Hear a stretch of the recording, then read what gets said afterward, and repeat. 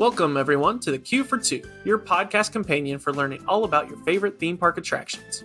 Whether listening at home or while waiting in the queue, we'll fill you in on all the information you need to get the most out of your ride experience. I'm your host, Matthew, and joining me as always is my super best friend, Ryan. Today, we're talking about a unique coaster at Six Flags Over Georgia, Superman Ultimate Flight. Ryan, what's up, bud? What's up? You mean up there? Is it a bird? Is it a plane? No, it's Superman Ultimate Flight. I really want to keep a counter for how many times we make really bad jokes, especially when it comes to the word super or flying in this episode. That would be too many. But that's part of our charm, right? Right? Anyone agree with me? Well, I am excited to talk about this ride. I absolutely adore this ride at Six Flags Over Georgia. And so I'm excited to talk all about it today with you. Me too. And I don't know anything about the history of this ride, so I'm excited to learn about it because I agree. It's one, not necessarily always a must-do every time I go to Six Flags, but usually one of the ones on my list, my top list that I want to hit while I'm in the park. Gotcha. Well, then let's fly on into it. Whoosh. So, Superman Ultimate Flight is a steel flying coaster that is located in the Metropolis section of the Six Flags Over Georgia theme park. This coaster has a top speed of 60 miles per hour, a height of 125 feet, length of 2,759 feet, and a duration of 3 minutes. So what is a flying coaster? Does the coaster lift off of the ground and fly away? So glad you asked. So a flying coaster, for all of those out there, is just when the passengers are lifted in a way that allows them to ride parallel with the track.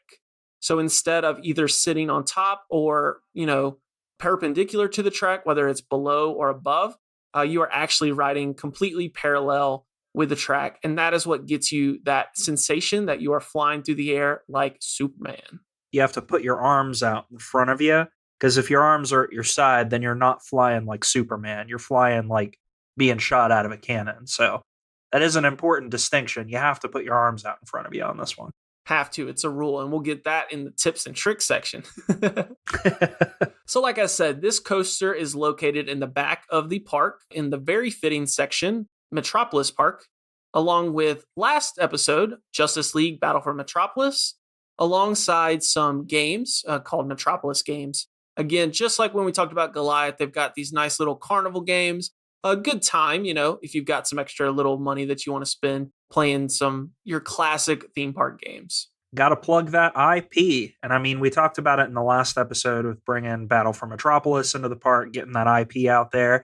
But Superman Ultimate Flight is the OG for this park, plugging in that DC IP. And of course, there are some other DC intellectual property reps in the park, but they are in another land for another day. Yes, sir. Now, we were talking about Metropolis Park. I do want to mention in the back of the park, there are sort of two other sections back there that we won't touch on too much. One being Lick Skillet, which we talked about a lot when we got the Blue Hawk episode earlier in the season, also containing the Great American Scream Machine.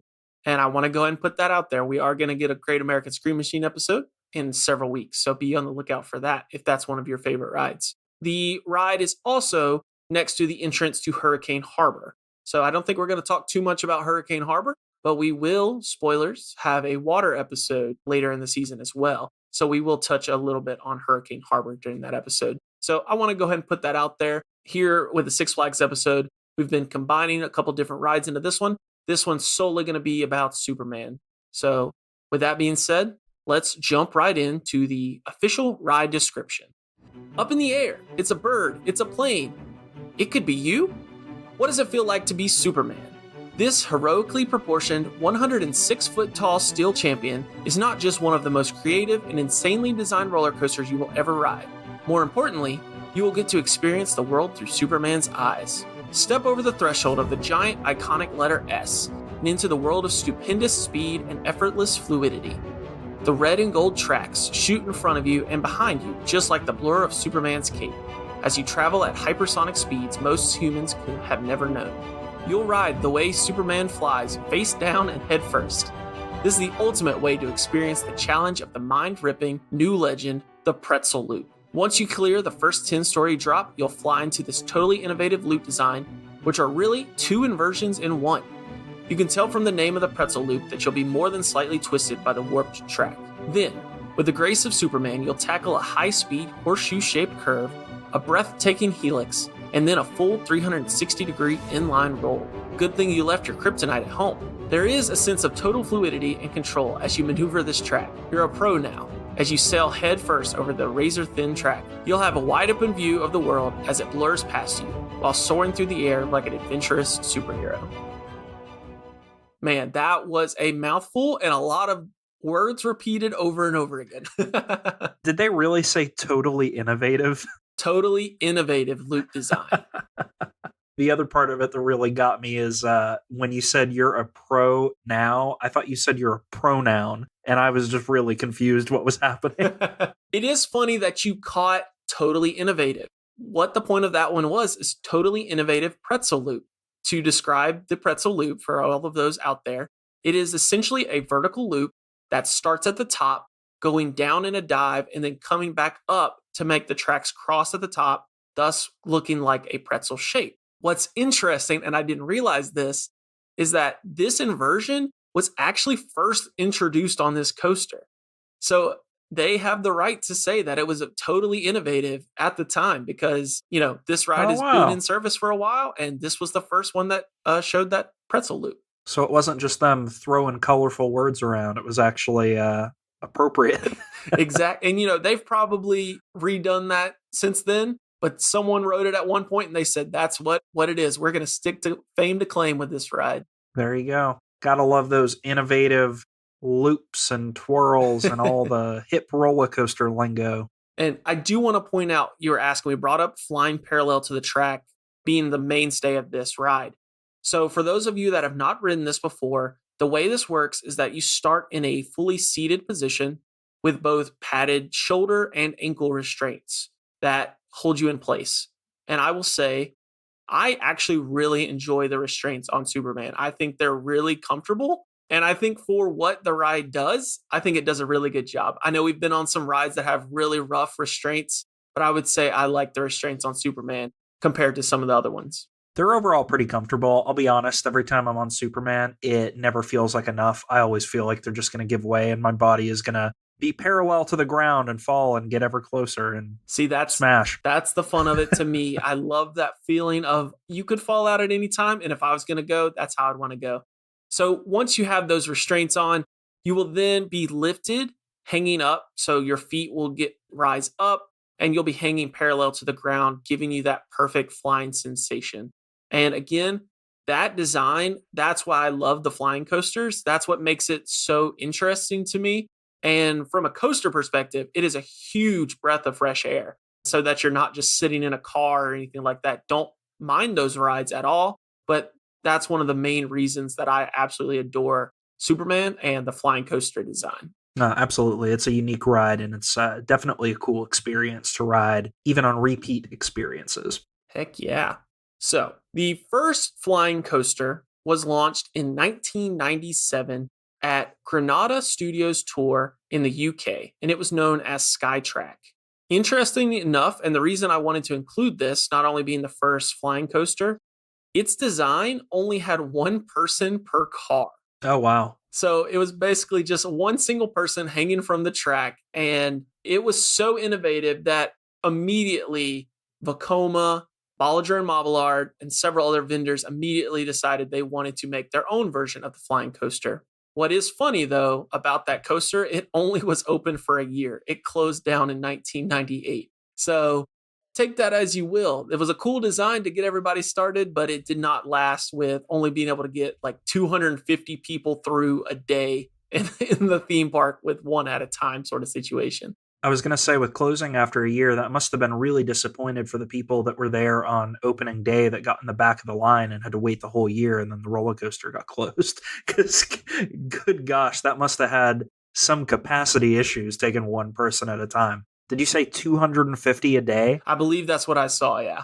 Wow, that's very, very low. Now, as I mentioned, our flying coaster was designed by the same manufacturer as Goliath, which was Bolliger and Mabillard, or B&M. Like I said, as soon as they saw Skytrack, they began designing their own flying coaster, and they actually built two that opened a mere month apart in 2002. The first one was Air at Alton Towers in the UK, and the second being Superman Ultimate Flight at our very own Six Flags Over Georgia. Interesting. I've heard good things about Alton Towers before, but admittedly, I know very little about the park, but I've just heard in passing that they've got some great rides there. We're going to add our classic send Q for two to Alton Park plug that we love to do anytime we bring up a foreign theme park. Send us them tickets to the mailbox that we don't have. Just message us. We'll figure it out. Hit us up in those DMs. Oh, yeah, perfect. So the rides were instant hits solely based on their uniqueness, and two more versions were immediately ordered for both Six Flags Great Adventure and Six Flags Great America, and they both opened a year later in 2003. Were those like exact copies of the one at Six Flags Over Georgia? So that is interesting that you ask. They are almost identical. There is a little bit of a difference from the height and the length of the track design, and also the way that they load. So Georgia is the only one with a dual platform loading station. So it actually allows for 3 trains at a time, so that, one's being loaded, one is coming into the dock on the other side, and one is on the tracks at a time. So the one at Great America and Great Adventure only has 2 trains with one single loading station. The way they compensated for that from a ride perspective, or, people coming through, is that they added an extra row of seats. So Georgia only has 7 rows with 4 seats, and the other 2 have 8 rows with 4 seats. Interesting. Okay. The other difference is that Georgia was built on sort of a hilly, the area of the park. It's pretty hilly back there on the other side of the carousels. And so it actually has that tunnel right before you enter the 270-degree helix leading into the roll. The other 2 locations were actually built replacing old coasters on old parking lot space. So that's one of the big differences between their design, is that they don't have that tunnel. Not that it's like a really big tunnel or anything, but that, is one of the sort of features that sets Six Flags Over Georgia apart from the other 2.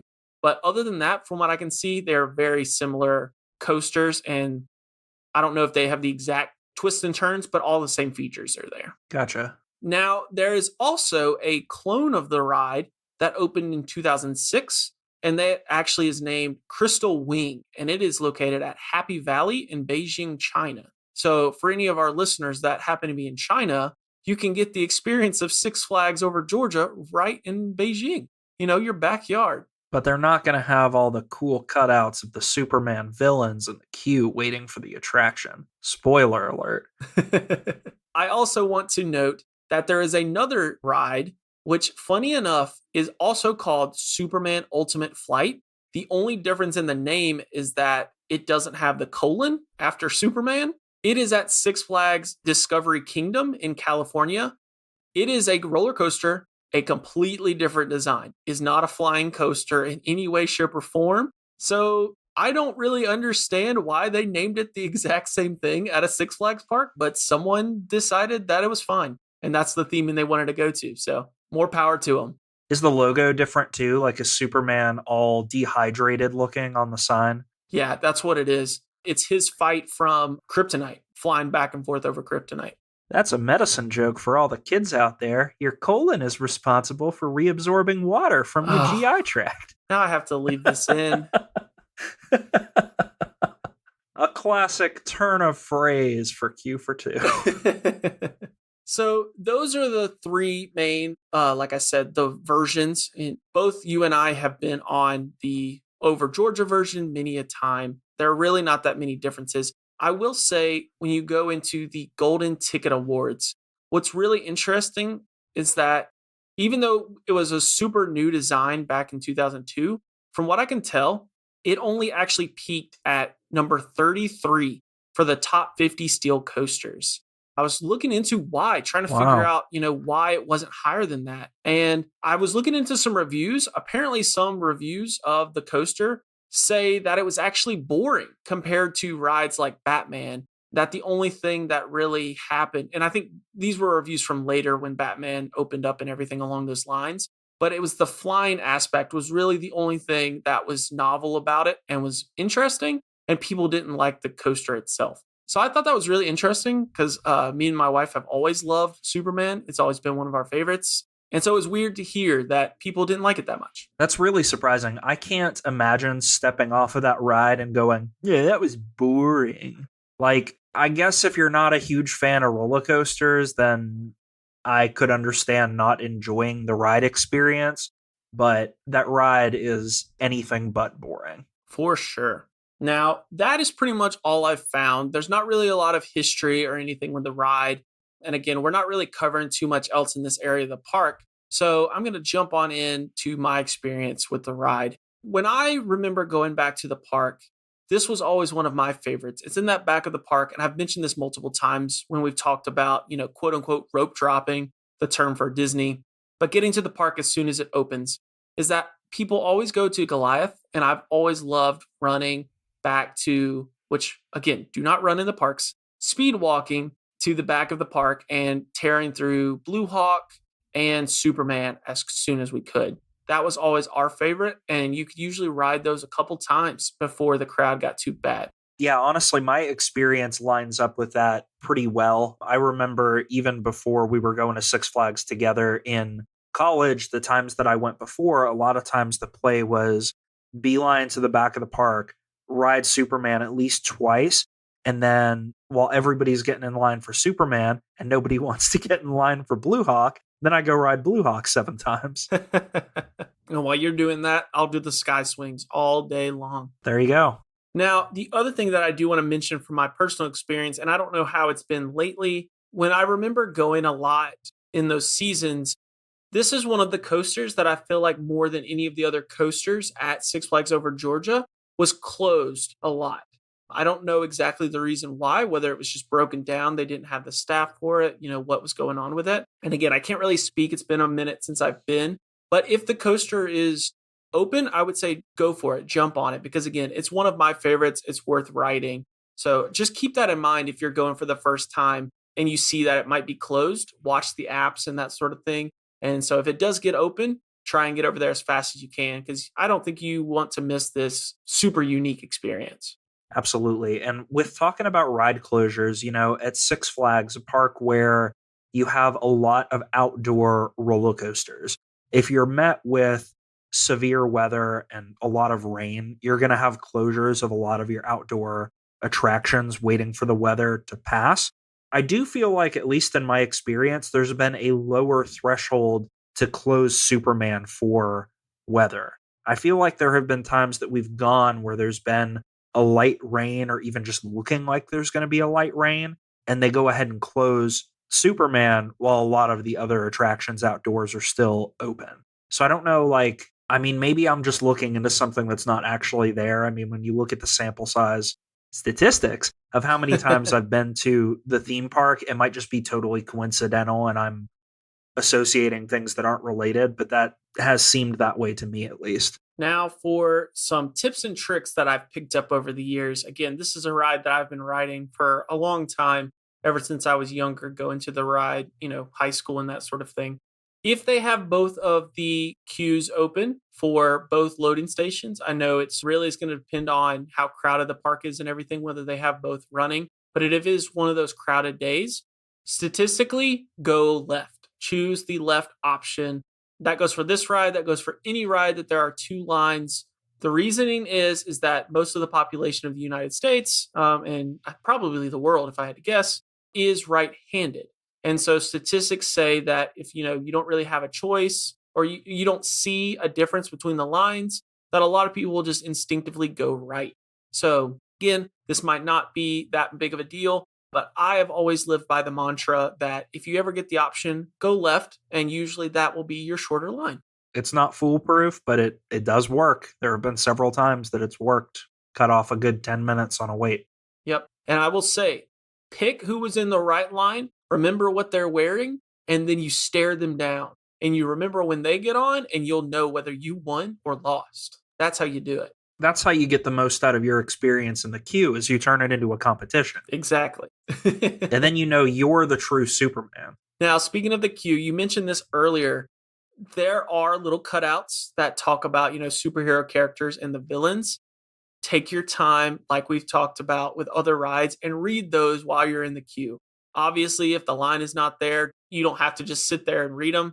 But they're really interesting facts. And as someone that loves the, superheroes in the DC world, it's always been super interesting to me to learn more about some characters that you might just know on the surface level. And I'm glad to know that they're still there as long as I'm aware from what you were saying earlier. Yeah, the last time I rode, they still had them in the line. And it's good to brush up on that knowledge because if you're going to be assuming the role of Superman, you never know when you're going to have to fight one of them. So take the chance and get all the info you can. Yep. And the last tip that I had was enjoy the shade in this one. If I remember correctly, this line can be brutal. This section of the park can be brutal. There's not a whole lot of trees once you go past the carousel hill on this backside of the park. And so there are definitely sections of this line that are directly in the sun. So remember, stay hydrated, stay shaded. Again, that's been one of our tips throughout the entire Six Flags Over Georgia season. You're in the South, you're in the sun.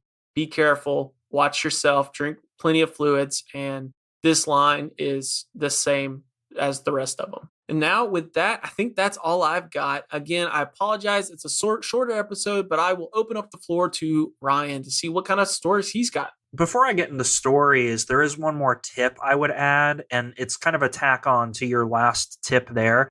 This is just a general theme park tip that actually you taught me, Matthew, several years ago, that when you're thinking about needing to stay hydrated in the parks, sometimes if you're planning to go buy a soda in a theme park, you're going to be paying like $9 or $10 for a soda or whatever. And sometimes you just don't want to spend that money.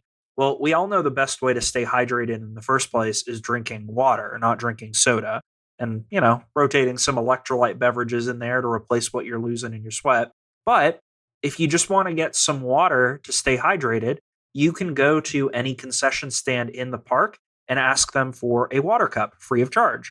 And that's something that theme parks have to do to make sure that their guests aren't getting dehydrated, is they have to offer that service.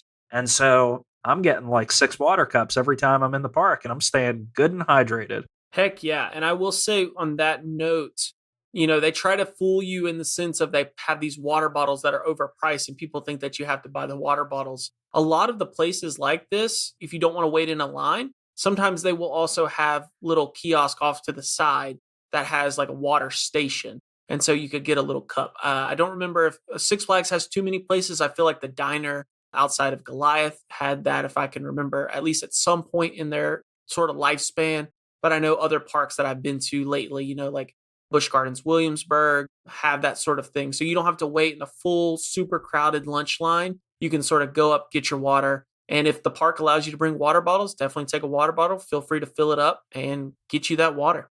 They have one of those at the bigger restaurant across from Daredevil, sitting right next to Goliath. If you're over at Superman and you're looking to get some water, you are going to have to wait in a line. At least at this point in time, the concession stands over there don't have a water refill station without getting a cup. But you bring up a good point, Matthew. If you go up to the cashier and you say, I would like one water, please, they're going to ring you up for a water bottle and say, that'll be $16 or, whatever. So what you have to do is you take my approach and you look them right in the eyes and you say, I will have a free water cup, please. The please is important. It's nice to have manners. So, throw that in there, get your free water cup. Stay hydrated out there, people. Heck yes. But really, that's the only tip I had to add just as a generic park tip. I've been looking for an opportunity to bring that up. But yeah, Superman is a very fun ride. I encourage everybody, if you're going to Six Flags, make this a ride that you want to go on, unless, you're terrified of roller coasters or have a heart condition or all the disclaimer things here. But if you are a thrill person, if you like roller coasters, this is a fun one to do. If you ride it enough times, you might start doing random creative things, like starting to think about the loops being the opening sequence to the Game of Thrones and singing the Game of Thrones theme, like we do in our video that you can see with the Superman ride experience on our YouTube channel. Go check it out at Q for 2 and listen to our horrible rendition of the Game of Thrones opening theme music. I'm so excited to watch that video again. I'm so pumped. It's been a little while. We had that immortalized through the power of video. But yeah, that's pretty much all I got to say. A good coaster. Go check it out. Experience it for yourself. Heck yeah. And again, Ryan says it might not be a must ride every time. I say it definitely is. But if you've never been, you at least need to ride it once. It's definitely a must at least try at least one time. So again, apologize for a little bit shorter episode, but I hope you enjoyed. I will go ahead and tease next week's episode, or the next episode in 2 weeks is going to be a little bit longer.